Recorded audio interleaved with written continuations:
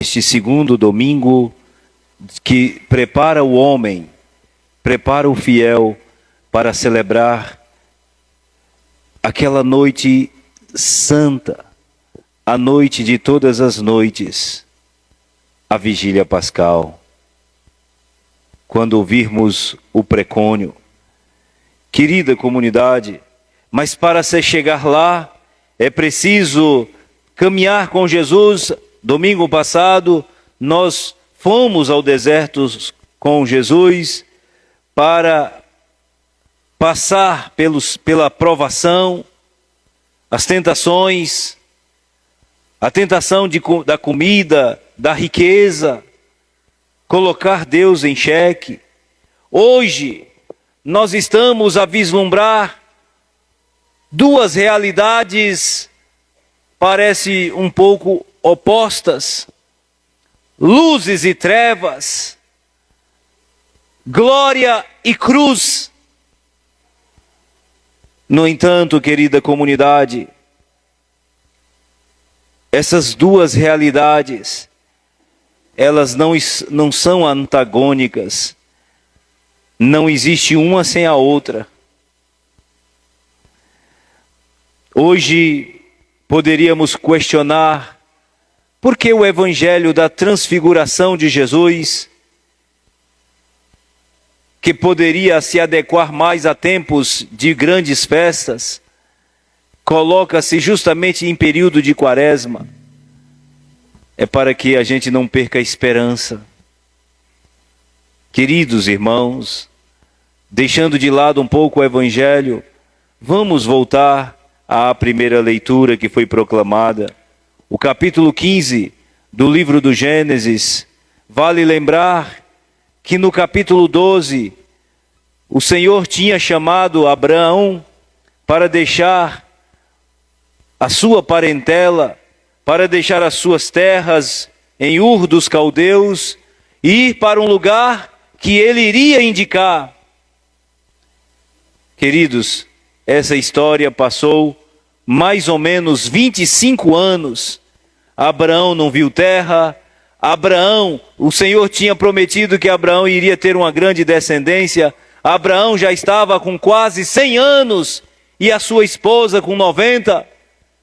De onde virá essa promessa que o Senhor fizera para esse casal? E no entanto, Abraão confiou. Agora, Abraão está em depressão.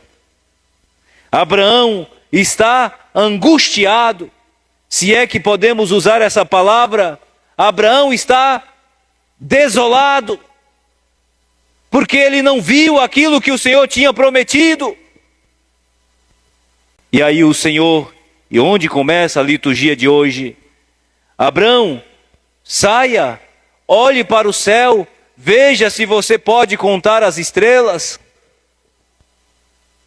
Assim será a sua descendência. E Abraão diz: Senhor, como é que eu vou ter certeza disso? E aí o Senhor faz um pacto.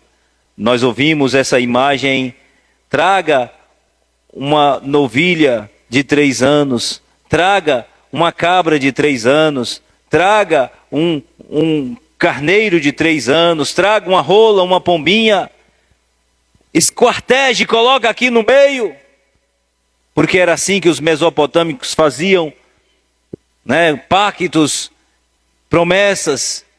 Caso alguém devesse alguma coisa ao outro, fazia um juramento, esquartejava um animal e a pessoa passava no meio. Se não cumprisse o determinado, a pessoa que não cumpriu seria esquartejada. Já imaginou se essa regra valesse para hoje? Quantas pessoas esquartejadas? Porque o que tem de gente enrolada, e às vezes até com o nome de cristãos, religiosos, de igreja, às vezes até lideranças, que toma dinheiro emprestado, não paga, fica endivida, diz tal dia pago e fica enrolando, amassando. Já imaginou se essa regra valesse para os tempos de hoje? Quantos esquartejados não teriam? Muito bem, no entanto, somente Deus fez aliança com Abrão. Somente Deus passou no meio dos animais esquartejados para dizer: embora o povo, embora a humanidade não queira compromisso com Deus, Deus assim o quer com o povo. Por isso, é Deus que faz aliança com o povo, não o inverso. E aqui, queridos irmãos, podemos falar de cruz. Abrão passa pela sua, como diz São João da Cruz, pela sua noite escura, pela sua noite tenebrosa. Mas o salmo de hoje nos acalenta dizendo: o Senhor é a minha luz e a minha salvação, de quem eu terei medo? O Senhor é a proteção da minha vida, perante quem eu tremerei? Querida comunidade de fé, quem de fato crê em Deus, ainda que tenha que passar, como diz o Salmo 22, pelo vale tenebroso da sombra da morte, nenhum mal eu temerei, porque o Senhor está com seu bastão e com seu cajado, eles me dão a segurança. Infelizmente, nós vivemos em tempos em que queremos ser cristãos, queremos seguir o Cristo, mas passar por sofrimento jamais. E sobretudo, quando algumas comunidades nomenclaturadas de cristãs prometem vida fácil, prometem riqueza, prometem vitória, prometem que você vai vencer, você não vai ser um fracassado. Ah, isso é um pão de queijo na chapa para quem quer viver a fé cristã, para quem quer viver a fé cristã neste nível. Saiba o que nós ouvimos na primeira tentação do evangelho de domingo passado: nem só de pão vive o homem. Ou seja, nem só de vida fácil vive o cristão. Pena, querida comunidade, hoje nós estamos propondo, a igreja de nosso Senhor propõe penitência. Tem alguém que fala assim: para que isso? Besteira. Deus quer saber do coração. Negócio de penitência, negócio de fazer jejum. Para que não comer carne sexta-feira? Para que isso, para que aquilo? Pois é, viver a fé sem nenhuma penitência é viver a religião de Satanás. Olha o que diz Paulo na segunda leitura de hoje, muito bem proclamada: sede meus imitadores. E aqui uma catequesezinha para nós, é sempre importante. Lembrem da vida dos santos católicos. Católico que lembra dos santos é homem, mulher, que entenderam muito bem aquilo que Paulo ensinou: sede meus imitadores. Paulo poderia ter dito: imitem Jesus Cristo, porque só Jesus Cristo, nada de santo, nada de Maria, nada de Papa, nada de igreja, nada de bispo, nada de nada, só Jesus. Paulo poderia usar esse argumento fajuto para dizer: não sejam meus imitadores, seja somente de Cristo. E como Paulo entende muito bem que ele, como ele bem diz, eu vivo, mas não sou eu que vivo, é Cristo que vive em mim, ele pôde dizer à comunidade de Filipos: sede meus imitadores.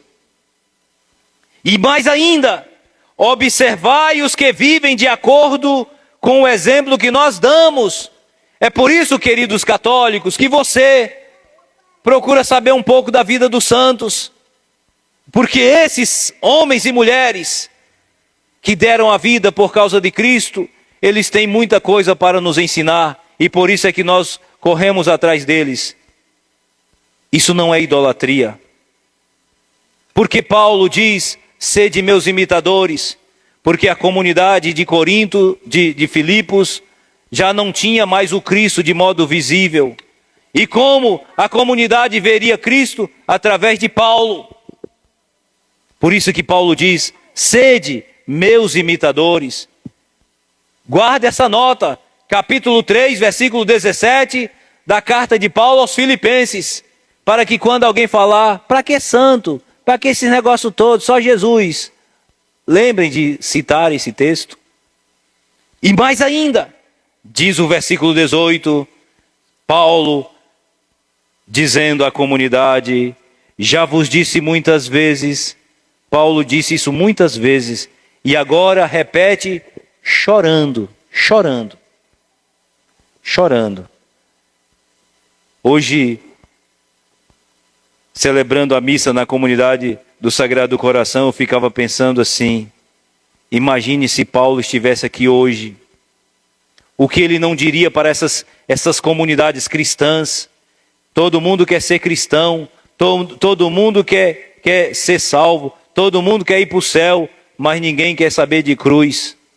Olha o que Paulo diz, muitas vezes já disse e agora repito chorando, muitos se comportam como inimigos da cruz de Cristo. E é verdade, queridos, queremos saber só de glória, de viva, glória a Deus, glória nas alturas, nada de cruz, nada de sofrimento. Lembre do que Paulo diz, Gálatas 6, versículo 14. Se ele tem de gloriar de alguma coisa, é justamente do Cristo crucificado. Como diz a carta aos Coríntios, capítulo 1, versículo 18, que para muitos é loucura, mas para nós é salvação. Queridos católicos, quando alguém manda a gente jogar a cruz fora, saiba que essa religião é do diabo. Porque a igreja de Cristo nasceu assim. Proclamou através da cruz. Nunca jogou a cruz fora.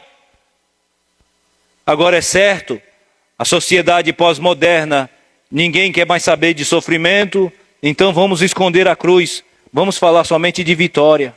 Vamos falar somente de glória. Vamos falar apenas que você vai vencer, você vai ganhar, você vai enriquecer, você vai ter dinheiro na conta, você vai ter carro do ano, você vai ter saúde, você vai ter emprego, você vai ter tudo isso. Mas nosso Senhor, quando nos convoca, quando nos vocaciona, Ele nos diz, Lucas capítulo 9, versículo 23, se queres me seguir, renuncie a si mesmo. Tome a sua cruz e me siga. Porque quem quiser ganhar a sua vida nesse mundo, vai entrar pelo cano.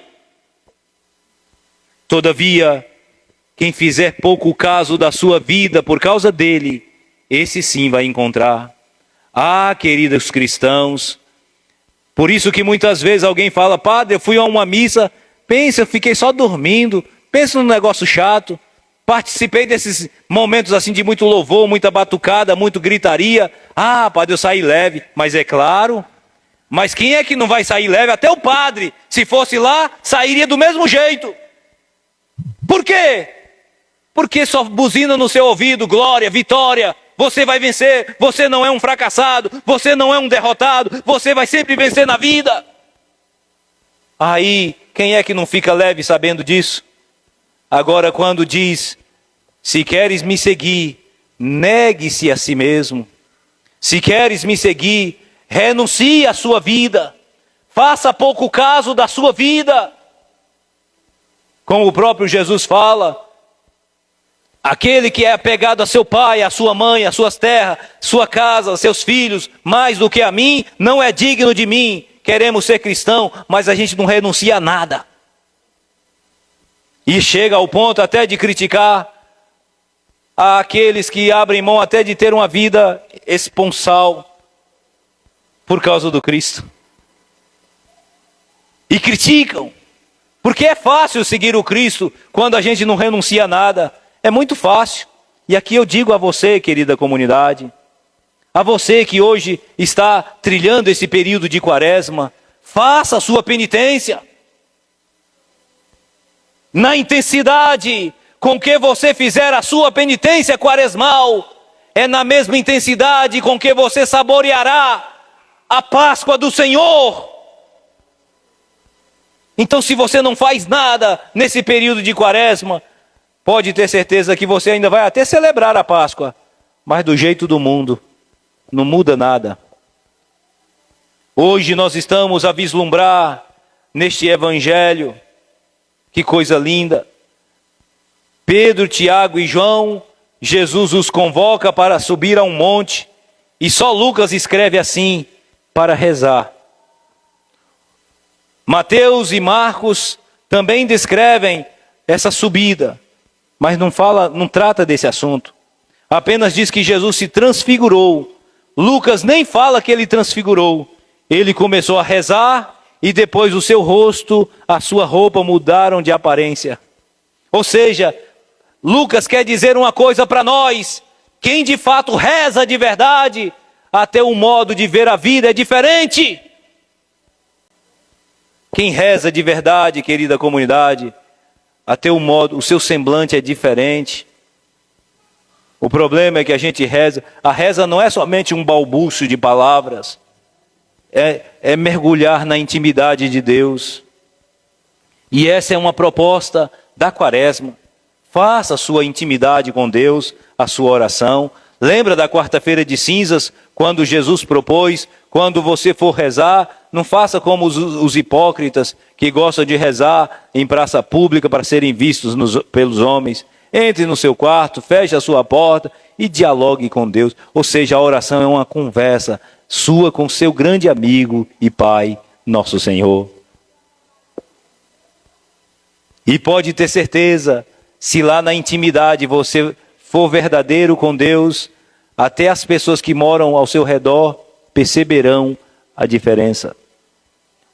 Por isso que muitas vezes a fé se torna muito xoxinha, porque às vezes a gente reza, mas a gente não muda nada. Reza que é uma beleza. Até chega até alguém a criticar: fulano não sai da igreja, mas quando chega em casa aparece o Satanás. Né? Ou seja, a oração, a intimidade com Deus, a vida de oração, a Santa Missa deve gerar em nós uma mudança de vida. Pessoa é muito religiosa na igreja, saiu da igreja, parece que o diabo já fica na porta esperando. Vamos embora, está na hora de voltar para casa. Você já demorou demais aí nessa igreja. Aí vem, entra no coitado e vai embora para casa. Chega lá derrubando tudo. Queridos irmãos, só Lucas escreve, e é lindo. Não sei se você tiver a oportunidade de ler o Evangelho de Lucas. Ele cita em cada momento Jesus em oração, Jesus na intimidade com o Pai. E nesse momento de vida de oração é que o Senhor, o Pai dele, naquele momento em que aparece Moisés e Elias dialogando com Jesus para falar da sua morte. Mais uma vez, somente Lucas escreve assim. Aqui abro um parêntese para fazer uma crítica aos espíritas que tomam esse texto para dizer: está vendo como a gente tem razão? Vocês dizem que não pode dialogar com os mortos. Jesus está dialogando com Moisés e Elias. Queridos, aqui se trata de uma visão. Não é um discurso fantasmagórico.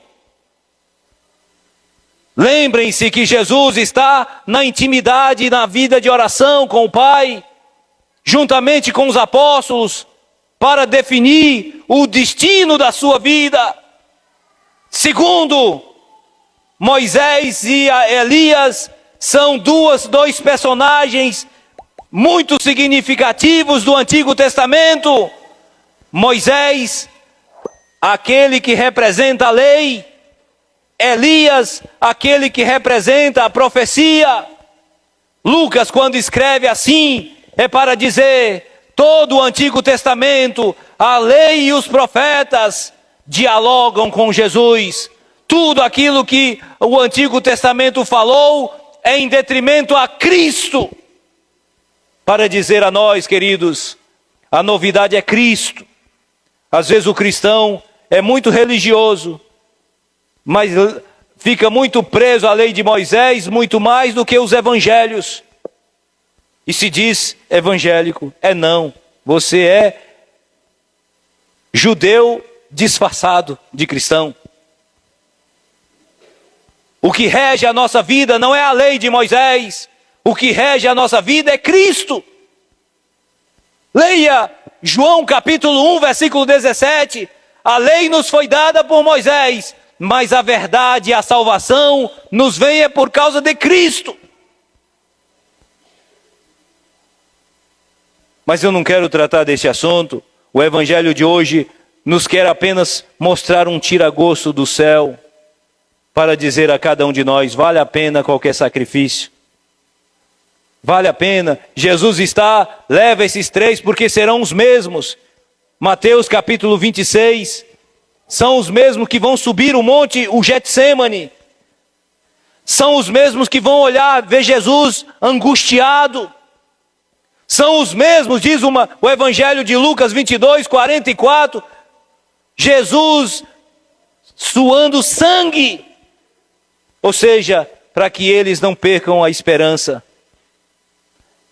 Quando Jesus mostra para eles a glória, que inclusive Mateus 16, 28 diz, Jesus falando, o Filho do Homem virá em sua glória, porém, aqueles que aqui estão, alguns deles não morrerão, sem antes vir essa glória, e viram mesmo. Pedro, Tiago e João viram a glória de Deus. E é por isso, querida comunidade de fé, que esses 3 foram capazes de dar a vida por causa de Cristo. É por isso, queridos católicos, estes 3, lembra do capítulo 21 de João, quando Jesus disse, Simão, filho de Jonas, quando tu eras jovem, tu ias para onde querias, mas quando fores velho, alguém te cingirá e te levará para onde não queres ir. E diz o evangelista, o Senhor falava com que situação Simão Pedro iria glorificar a Deus? Fazendo o que, padre? Morrendo numa cruz. Nós queremos ser cristão, basta doer uma unha, começa a brigar com Deus. Ah, Senhor, cura! Se nosso Senhor não curar, pronto, já vira um ateu. Isso é muito fraco, é um povo muito insosso. Vocês já perceberam que nós estamos vivendo uma sociedade de povo muito frouxo? Molenga na fé? Qualquer desafiozinho já fica logo, já cria uma paranoia. Por quê? Porque está acostumado à religião da facilidade. Nada de sofrimento, nada de angústia. Você não vai sofrer coisa. Se você estiver sofrendo, é porque você não tem fé. Mentira! Jesus falou várias vezes, queridos. João capítulo 16, versículos 1, 2. Muitos irão matar vocês, julgando que estão prestando culto a Deus. Capítulo 15 do Evangelho de João. Assim como perseguiram o vosso mestre, também vão perseguir vocês. Agora não, queremos a religião da facilidade. Venha para cá, você está sofrendo, hoje vai ter sessão de descarrego. Hoje, você que está sofrendo depressão, venha para cá porque Jesus vai te dar a vitória. Aí é muito fácil ser cristão desse jeito.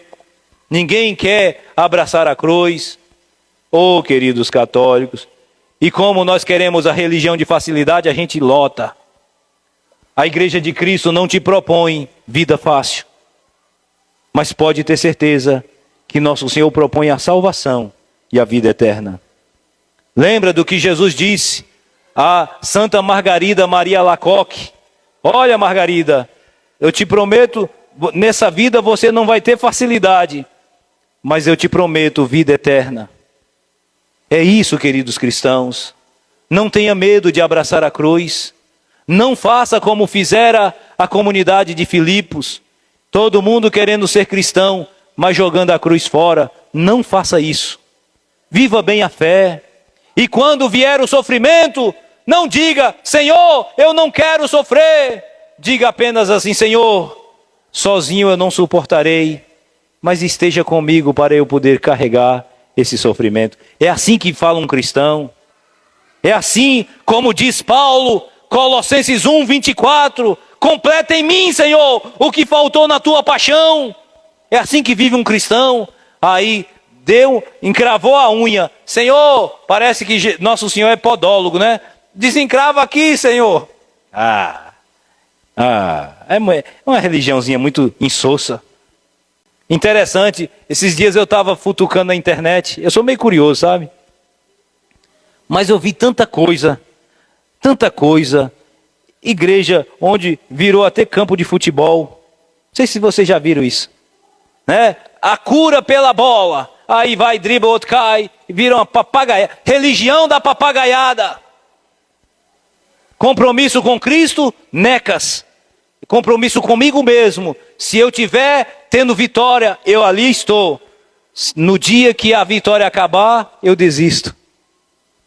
Vamos, pois, querida comunidade, não esqueçamos essa frase. Guarde sempre essa frase no seu coração. Ninguém conseguirá celebrar domingo de Páscoa se não passar pela sexta-feira da paixão. Guarde isso no seu coração. Um bom cristão, vá, como diz Paulo, primeira carta aos Romanos, capítulo 6, versículo 8. Se com Cristo nós morrermos, com Ele ressuscitaremos. Morramos com Cristo, queridos.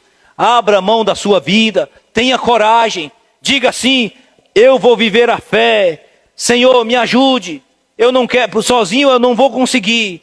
Mas contigo, Senhor, pode ter certeza que é uma parceria. Vamos longe.